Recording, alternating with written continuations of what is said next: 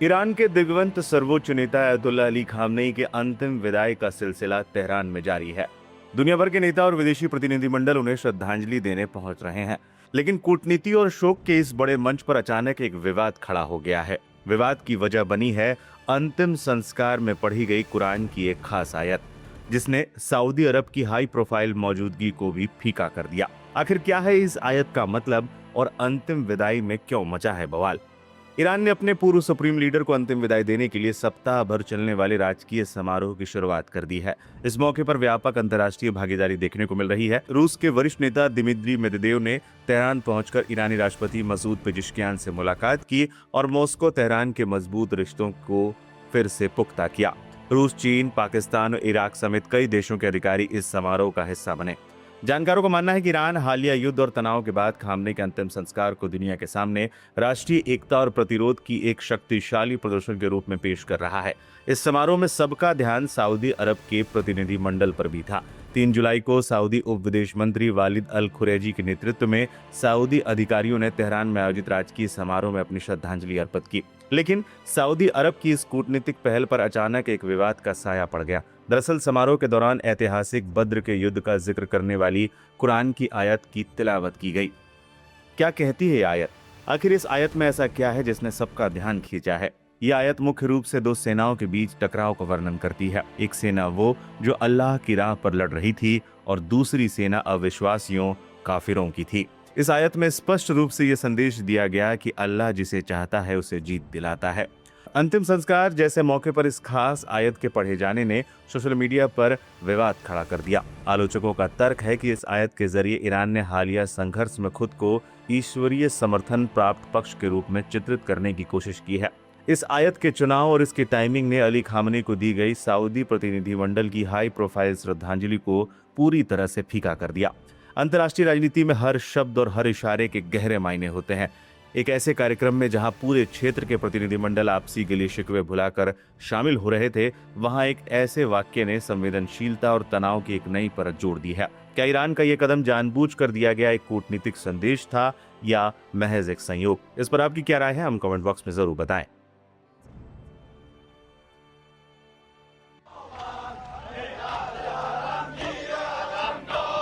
Iran के supreme leader अयतुल्ला Ali Khamenei को अंतिम विदाई दी जा रही है।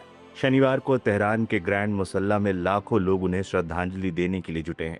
इस गमगीन माहौल के बीच सोशल मीडिया पर उनका आखिरी सार्वजनिक भाषण तेजी से वायरल हो रहा है, जिसमें उन्हें हथियारों से ज्यादा राष्ट्रीय एकता को ईरान की असली ताकत बताया था। दुनिया को हमेशा सैन्य ताकत और मिसाइलों का संदेश देने वाले ईरान के सुप्रीम लीडर ने अपने आखिरी भाषण में आवाम को एक अलग ही पैगाम दिया था। उन्होंने विदेशी ताकतों को चेतावनी देते हुए देश की जनता से एकजुट रहने की अपील की थी। बिस्मिल्लाहिर्रहमानिर्रहीम। روز 22 بهمن در هر سال روز رونمایی از قدرت و عزت ملت ایرانه। बिस्मिल्लाहिर्रहमानिर्रहीम। हर वर्ष 22 बहमन का दिन ईरानी राष्ट्र की ताकत और इज्जत के प्रदर्शन का दिन होता है। अल्हम्दुलिल्लाह, हमारा राष्ट्र एक ऐसा राष्ट्र है जो उत्साह, मजबूत इरादे, अडिग संकल्प और अपने राष्ट्रीय हितों तथा मामलों के प्रति पूरी तरह जागरूक है। जिस दिन पहली बार 22 बहमन की क्रांति सफल हुई, उस दिन ईरानी राष्ट्र ने एक बहुत बड़ी फतह हासिल की। उसने अपने आप को और अपने देश को विदेशी हस्तक्षेप से आज़ाद कराया। इन वर्षों में विदेशी ताकतों ने हमेशा कोशिश की कि पहले जैसी स्थिति फिर से लौट आए, लेकिन ईरानी राष्ट्र मजबूती से डटा रहा। 22 बहमन का दिन इसी अडिगता और दृढ़ता का प्रतीक है।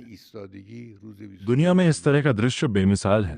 दुनिया के किसी भी देश में ऐसा उदाहरण नहीं मिलता कि दशकों बाद भी हर वर्ष राष्ट्रीय और स्वतंत्रता दिवस पर पूरे देश में इतनी बड़ी संख्या में लोग सड़कों पर उतरकर अपनी मौजूदगी और अपनी ताकत का प्रदर्शन करें।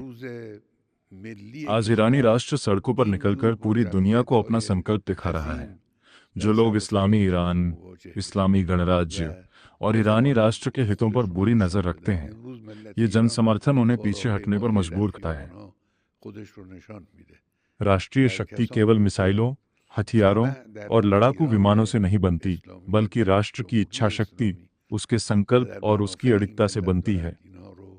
अल्हम्दुलिल्लाह, आपने अपनी दृढ़ता और अपने मजबूत इरादे का परिचय दिया है। आने वाले समय में भी हर मोर्चे पर इसी तरह डटे रहिए और दुश्मन को मायूस कर दीजिए। जब तक दुश्मन मायूस नहीं होगा तब तक वह किसी भी राष्ट्र को नुकसान पहुंचाने और उसे परेशान करने की कोशिश करता रहेगा। इसलिए दुश्मन को मायूस करना जरूरी है। दुश्मन की मायूसी आपकी एकता में है, आपकी सोच और इच्छा शक्ति की ताकत में है, आपके जज्बे में है और दुश्मन के हर प्रलोभन और साजिश के सामने आपकी अडिगता में है। यही चीजें मिलकर किसी राष्ट्र की वास्तविक ताकत का निर्माण करती हैं। इंशाअल्लाह हमारे नौजवान इल्म के मैदान में, अमल के मैदान में, तकवा और अखलाक के मैदान में और भौतिक व आध्यात्मिक तरक्की के हर क्षेत्र में पहले से कहीं ज्यादा आगे बढ़ें, मेहनत करें और अपने मुल्क के लिए फख्र का कारण बने। 22 बहमन का दिन इन तमाम मूल्यों का प्रतीक है। आज लोग सड़कों पर उतरते हैं, अपने नारे बुलंद करते हैं, हकीकतों को बयान करते हैं, अपनी एकजुटता का ऐलान करते हैं और इस्लामी गणराज्य ईरान के प्रति अपनी वफादारी का इजहार करते हैं। हमें उम्मीद है कि इंशाअल्लाह इस वर्ष का 22 बहमन भी पिछले वर्षों की तरह ईरानी राष्ट्र की शान और अजमत को और बढ़ाएगा तथा दुनिया के दूसरे राष्ट्रों, सरकारों और ताकतों को ईरानी राष्ट्र के सामने सम्मान और विनम्रता का व्यवहार करने पर मजबूर करेगा। इंशाअल्लाह ऐसा ही होगा। वस्सलामु अलैकुम व रहमतुल्लाहि व बरकातुहू। वफादारी خودشون رو به جمهوری اسلامی ملت ایران اعلام میکنه. امیدواریم انشاءالله این 22 بهمن هم مثل همه 22 بهمن‌های سالهای گذشته شکوه ملت ایران رو مضاعف کنه، افزون کنه و ملت‌های دیگر رو، دولت‌ها و قدرت‌ها و دیگران رو در مقابل ملت ایران وادار به خضوع و خشوع بکنه که انشاءالله همینجور هم خواهد شد. و السلام علیکم و رحمت الله و برکاته।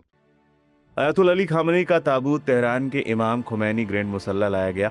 उनके अंतिम संस्कार के इस कार्यक्रम में दुनिया भर के कई देशों के प्रतिनिधिमंडल उन्हें श्रद्धांजलि देने पहुंचे। ये विदाई इसलिए भी और ज्यादा दर्दनाक हो गई क्योंकि अली खामनेई के साथ साथ इस हादसे में जान गंवाने वाली उनकी 14 महीने की पोती, बेटी, पत्नी और दामाद को भी एक साथ अंतिम श्रद्धांजलि दी जा रही है।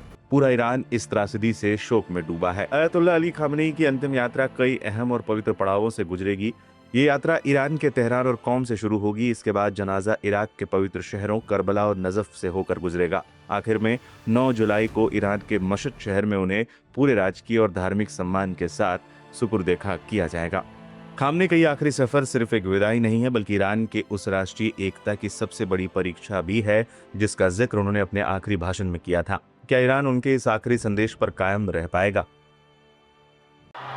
या हुसैन।